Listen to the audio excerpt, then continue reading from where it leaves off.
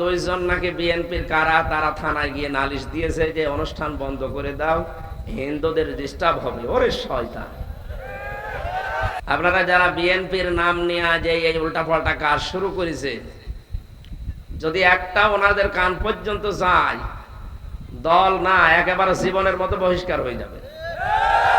আর আমি সত্যি সত্যি বলছি, আমি বলে দেবো, এখানে শুনলাম দুইজন নাকি বিএনপির কারা তারা থানায় গিয়ে নালিশ দিয়েছে যে অনুষ্ঠান বন্ধ করে দাও, হিন্দুদের ডিস্টার্ব হবে। ওরে শয়তান, আজকে আমি আসার পর এক হিন্দু দাদা দেখলাম আমার সাথে এসে মোলাকাত করে গেল। হিন্দু দাদার নাম কি যেন, রায় নাকি নাম। আপনি চিন্তা করেন তো, একটা অমুসলিম যদি এরকম কিছু নিত। আজকে যশোরে বিশিষ্ট সঙ্গীত শিল্পী আপনারা জানেন কবির বিন সামাদ, ওনার অনুষ্ঠান ছিল, আজ তাফসীর মাহফিল ওনার গ্রামে। কিন্তু কিছু মানুষ ষড়যন্ত্র করে হিন্দুদের মাথার উপরে দোষটা চাপিয়ে পূজার দোহাই দিয়ে কোরআনের অনুষ্ঠানটা আজকে বন্ধ করে দিয়েছে। এটার দ্বারা সারা দেশে হিন্দুদের একটা বদনাম মাথার উপরে চলে এসেছে। আজকে যারা এখানে সব মিলমিশ করে এই তাফসীর মাহফিলটা চালালেন, যদি এটা কালকে ফেসবুকে যেত, পত্রিকায় যেত, এলাকায় যারা হিন্দু ভাইরা আছে ওদের একটা বদনাম বের হতো না?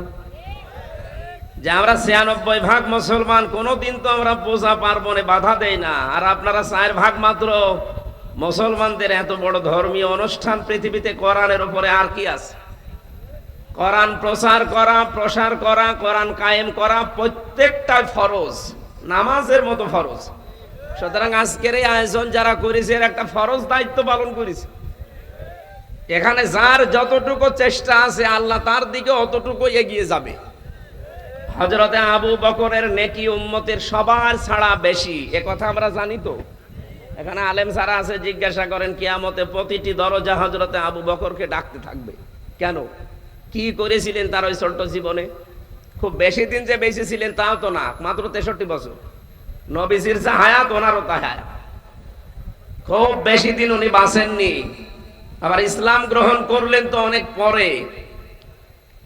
এই কয়েক বছরের হায়াতে কি এমন কাজ করেছিলেন যে তামাম দুনিয়ার মানুষের নেকির কাজ এক জায়গায় দিলে আবু বকরের সমান হবে না? কারণ কি? কারণ এইটা যে তিনি এই কোরআনে কারিমকে এক জায়গায় করেছিলেন। এটা এক জায়গায় করার কারণে কিয়ামত পর্যন্ত মানুষ এটা যারা পড়বে প্রতিটি অক্ষরে 10টা করে নেকি হবে, ওনার আমল নামায় অটোমেটিক আল্লাহ পাঠিয়ে দেবে। আমাদের যেহেতু 60 বছর, 70 বছর, 80 বছরের উপরে হায়াত থাকে না, এর ভেতরে আর কয় বছরই বা ইবাদত করি? উনি যা করে গেছেন কিয়ামত পর্যন্ত ওনারটা ফ্লেক্সিলোড হতেই থাকবে, হতেই থাকবে। এই জন্য তামাম দুনিয়ার মানুষ যাই করুক একটা করে পার্সেন্টেজ ওনার আমল নামায় যাবে। তা আমরাও যদি কোরআন কেন্দ্রিক কিছু করে যাই, হয়তো এখানে 100 বছর পরে একটা মানুষও আমরা এই জমিনে থাকবো না, সব কবরের বাসিন্দা হব। এখানে যারা আছে 100 বছর পরে একটা মানুষকে এখানে এসে পাবে না, না, এখানে নতুন মানুষ এসে জমিন চাষ করবে। সুতরাং কিসের জন্য এত বড়াই দেখাচ্ছেন? কিসের জন্য এত অহংকার করেন? হিন্দু ভাইদেরকে উল্টা পাল্টা বুঝিয়ে আপনি কোরআনের অনুষ্ঠান বন্ধ করে দিলেন, খুব লাভবান হয়েছে। এটা তো প্রচার করা ফরজ ছিল।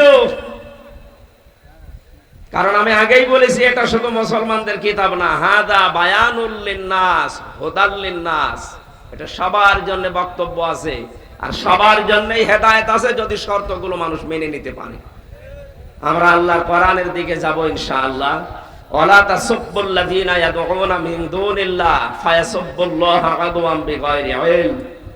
সূরা আনআমের ভেতরে আল্লাহ জানিয়েছেন, হে নবী আপনার উম্মতদেরকে বলে দেন, হিন্দু ধর্মে যারা আছে, অন্যান্য ধর্মে যারা আছে, দেবতাদেরকে যারা ডাকে, ওদের দেবতাকে গালি দেওয়া দূরের কথা, উল্টা পাল্টা নামে তাদেরকে ডাকবেনও না, গালি তো দেবেনই না। আল্লাহ বাদে যারা অন্য কাউকে ডাকছে ডাকুক, তাদের দেবতাদেরকে, তাদের গডদেরকে গালি দেওয়া যাবে না। এ নির্দেশ কার? জোরে বলেন কার? এটা রেকর্ড হচ্ছে, শুধু দিনাজপুরে না, কালকে সারা পৃথিবীতে যাবে। আমি 18 কোটি মুসলমানের স্পিকার হয়ে কথা বলছি।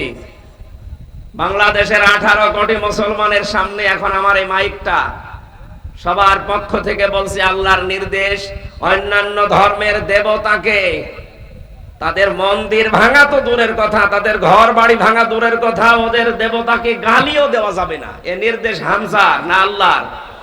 বলেন কার? নামাজ যে আল্লাহর কথা মতো পড়েন, দেবতাদেরকে গালি দেওয়া যাবে না ওই আল্লাহর কথা মতো। যদি আমরা দিয়ে ফেলি, ওরা না বুঝে আমাদের আল্লাহকেও গালি দিয়ে ফেলতে পারে। এই জন্য আল্লাহ নিষেধ করেছেন, যেখানে দেবতাকে গালি দেওয়া নিষেধ সেখানে কোনোদিন দেবতার মন্দির ভাঙা জায়েজ হতে পারে? কখনো না। এই জন্য আমার বক্তব্য ক্লিয়ার কাট। আমাদের এই দেশে মসজিদ যেমন পাহারা দেওয়া লাগে না, নিরাপদে থাকে, আমরা চাই ওদের মন্দিরগুলো মণ্ডপগুলো যেমন নিরাপদে থাকে। যতদিন আল্লাহ তাদেরকে সত্যের আসল পথ না দেখায় ওনারা করতে থাক, কিন্তু আমরা যাব না। যারা বলেন যে ধর্ম যার যার উৎসব সবার, এই কথাটা ঠিক না। কারণ এই যে উৎসব, এটা কিন্তু একটা ইবাদত। আমাদের যেটা চলছে এটা কি বলেন তো? ওনাদের এখন যেটা চলছে এই কাহারুলে আর বীরগঞ্জে মিলে প্রায় 130টার উপরে মণ্ডপ, ওইটা ওনাদের জন্য ইবাদত। কথা বলেন না কেন? মান তাশাব্বাহা বিকওমিন ফাহুয়া মিনহুম, যে ব্যক্তি যার সাদৃশ্য গ্রহণ করে চলবে, যার আদর্শ মানবে, কিয়ামতে তার সাথে সে উঠবে। আমরা উঠতে চাই মুহাম্মদুর রাসূলুল্লাহর সাথে। এক কথা বলেন না কেন? আমরা কি রবীন্দ্রনাথ ঠাকুরের সাথে উঠতে চাই না। ওনাদের ধর্ম ওনারা পালন করবে, বাধা দেওয়া যাবে না, কিন্তু নিজে ওখানে যাওয়া যাবে না। নিজে যে আপনারা যদি বলেন হরি হরি রাম রাম, আপনার ঈমান থাকবে? এই কথাটা যারা বলেন আপনারা হয়তো আবেগে বা না বুঝে বা অন্য কোনো উদ্দেশ্যে বলেন। যারা বলেন যে ধর্ম যার যার উৎসব সবার, তাহলে আপনাদের ধর্মের যে উৎসব, যেটা আমরা যদি যেতে চাই বা যেতে পারি, অনেকে চাইও, আমাদের এই যে রমজানের পরে যে ঈদ আসবে, এর 2.5 মাস পরে যে কোরবানি আসবে, সকালবেলা আসবেন, আপনাদের সামনে জবাই করা হবে। কি আপনি মানতে পারবেন? আপনি আসতে পারবেন? এটা যেমন আপনি আসেন না। সুতরাং এই কথাটা যারা বলেন অন্য কোনো উদ্দেশ্যে হয়তো বলেন, বা কোনো কিছু আছে আপনার ভেতরে, কথা বলা ঠিক না।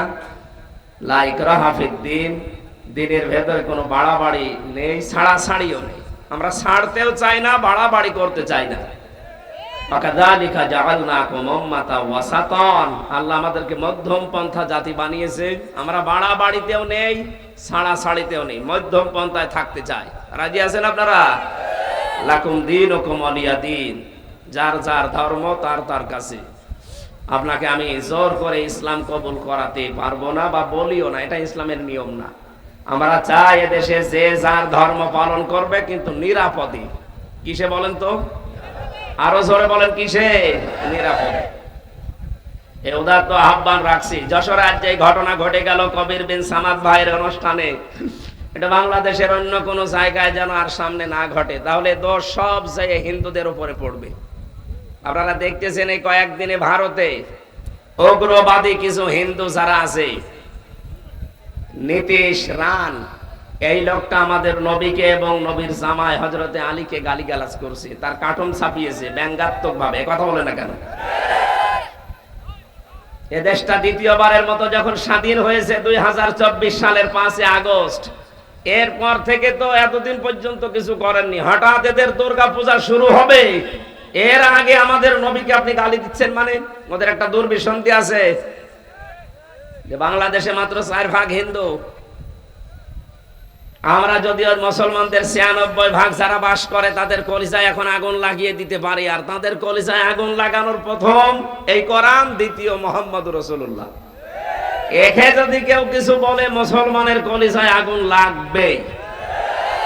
ওরা সাথে মাতাল হলো, তাহলে ঠিক আছে। এই কাজটা করে আমাদের অন্তরে আগুন লাগিয়ে দিয়েছে। আমরা যেন রাগ করে আজ হিন্দুদের বাড়ি ঘরে আক্রমণ করি, তাদের পূজা মণ্ডপ পুড়িয়ে দেয় না। আমরা অত পাগল শামসুদ্দিন না। এই কথা বলে না কেন? ও সতর্ক থাকা লাগবে, ওদের ফাঁদে পা দেওয়া যাবে না। ওদের ফাঁদে ওই জালেমা পা দিয়ে আজ 15.5 বছর এদেশের মানুষকে অত্যাচার করেছে।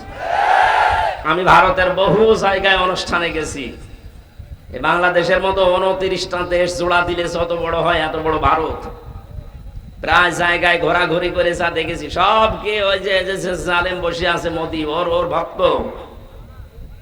ও দেশের অধিকাংশ মানুষ ওকে চাই না। এই জালেম যেমন 15 বছর জোর করেছিল, ও জোর করে আছে।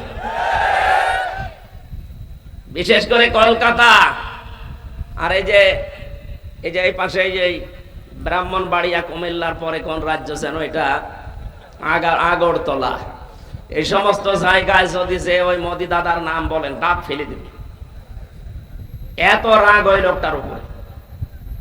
ও যা করছে, এই যে মসজিদে হামলা করে মাঝে মাঝে, মুসলমানদেরকে দাঙ্গা বাঁধিয়ে আগুন দিয়ে পুড়িয়ে ছারখার করে দেয়, সাম্প্রদায়িকের কথা বলে আমাদেরকে উস্কানি দেন। এই দেশে যে সাম্প্রদায়িক সম্প্রীতি চলছে পৃথিবীর কোন দেশে এরকম নজির নেই।